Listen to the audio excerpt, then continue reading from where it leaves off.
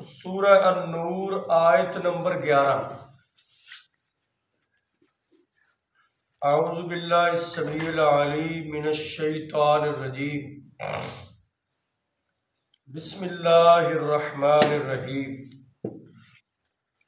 इन्नल्लज़ीना जाऊ बिल इफ्की उस्बतुम मिनकुम ला तहसबूहु शर्रन लकुम बल हुवा खैरुल लकुम लिकुल्लि इम्रिइन मिनहुम मक्तसब मिनल इस्म वल्लज़ी तवल्ला किब्रहु मिनहुम लहू अज़ाबुन अज़ीम। सदक़ल्लाहुल अज़ीम। इन्नल्लज़ीना जाऊ बिल इफ्की उस्बा, बेशक वो लोग जो बोहतान बांधकर तुम्हारे पास तुम्हीं में से एक जत्था बनकर आए, ला तहसबूहु शर्रन लकुम, इसको अपने लिए बुरा मत समझो, बल हुवा खैरुल लकुम, बल्कि ये तुम्हारे लिए इसमें खैर है। लिकुल्लि इम्रिइन मिनहुम मक्तसब मिनल इस्म, इनमें से हर बंदे ने जितना इसमें हिस्सा लिया उतना ही उसको गुनाह मिलेगा। वल्लज़ी तवल्ला किब्रहु मिनहुम, और रह गई जिसका मेन किरदार है इनमें से, लहू अज़ाबुन अज़ीम, उसके लिए है बहुत बड़ा अज़ाब। और यकीनन वो लोग जो तुम में से एक गिरोह बोहतान बांध कर ले आया, तुम उसको अपने लिए बुरा मत समझो, बल्कि वो तुम्हारे हक में बेहतर है। हर बंदे ने जितना इसमें हिस्सा लिया उतना ही उसे गुनाह मिलेगा, और जिसका मेन किरदार मरकजी किरदार है इनमें से, उसके लिए बहुत बड़ा अज़ाब। अब ये एक अहम वाकया जो इस सूरत का मेन खुलासा है उसका जिक्र शुरू हो रहा है। इसे वाकया इफक कहते हैं।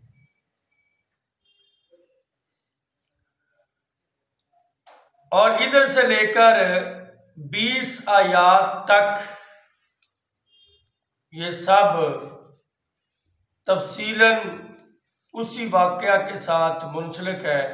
लंबा वाकया है, शॉर्टकट थोड़ा थोड़ा हम आयात की मुनासबत से पढ़ते रहेंगे ताकि बात दिलो दिमाग में बैठती जाए। 6 हिजरी में ये सूरह नाज़िल हुई थी, पहले हमने पढ़ा है। और ग़ज़वा बनी मुस्तलक से वापसी पर एक वाकया पेश आया था। सहीहुल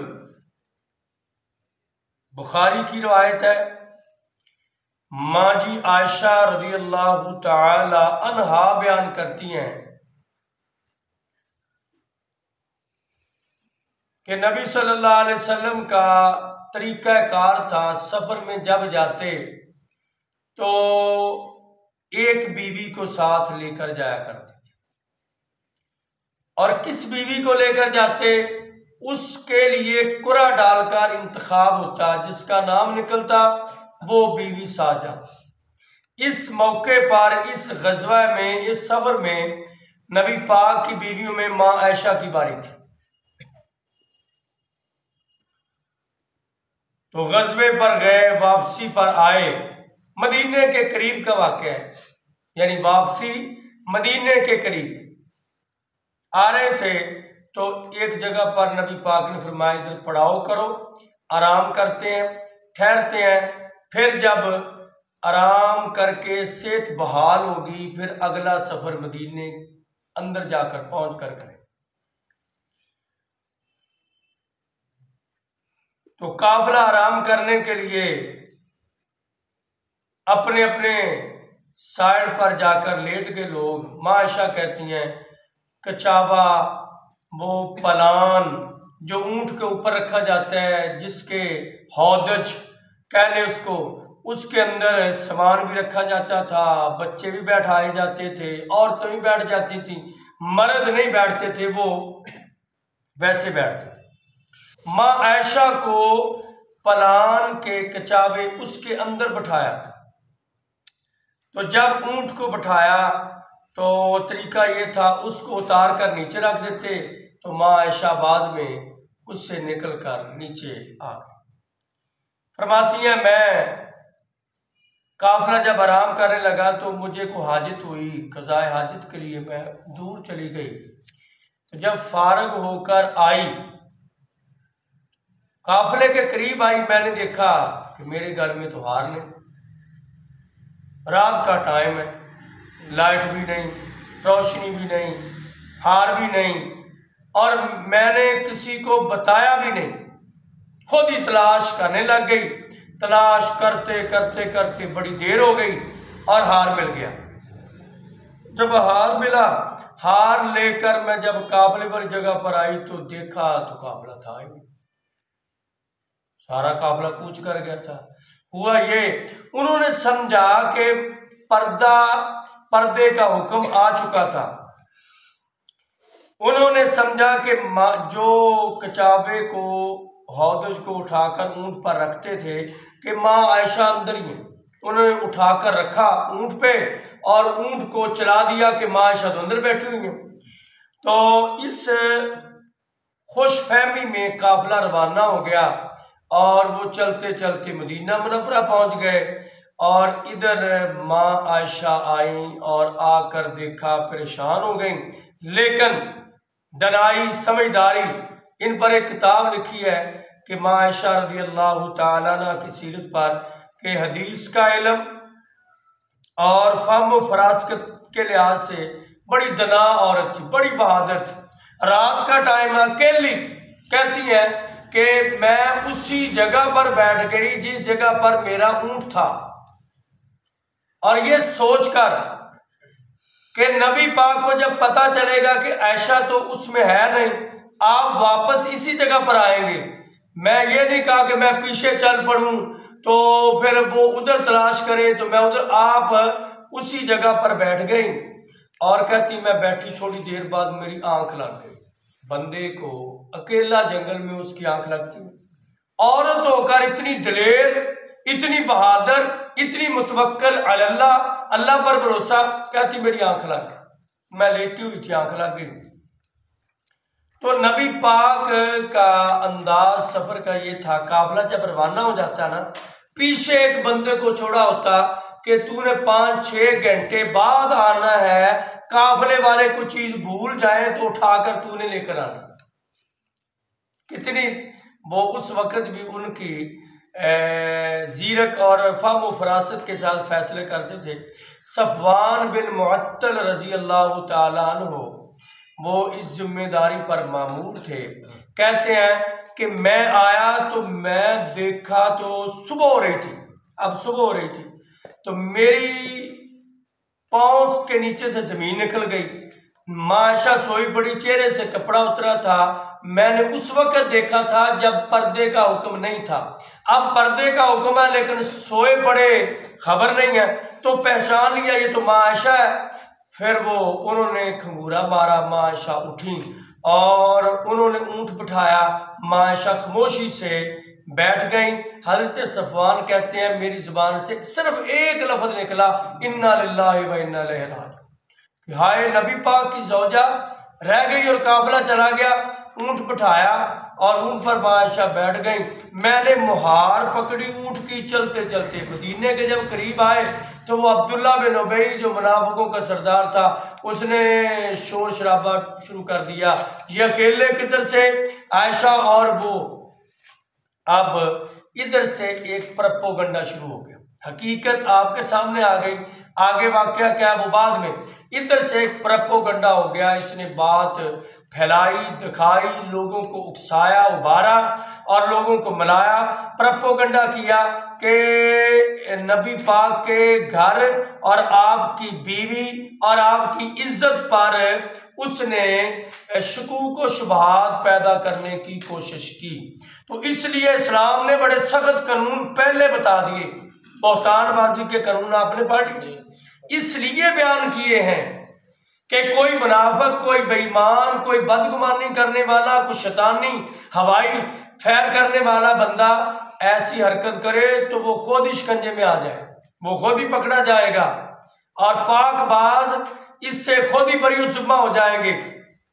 अब क्या हुआ, अल्लाह ताला ने कुरान पाक उतारा कि इन्नल्लज़ीना जाऊ बिल इफ्क उस्बतुम मिनकुम ला तहसबूहु शर्रन लकुम।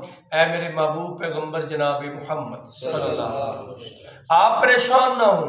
वो जमात हमारे इल्म में है जिसने प्रोपेगेंडा करके आपकी, और ये अंदाजा लगाए ये यहूदियों का प्रोपेगेंडा था और उनकी सोची समझी प्लानिंग थी कि नबी पाक को किसी न किसी तरीके से वो परेशान किए रखते थे, तबलीग के मामले में रुकावटें डालते थे।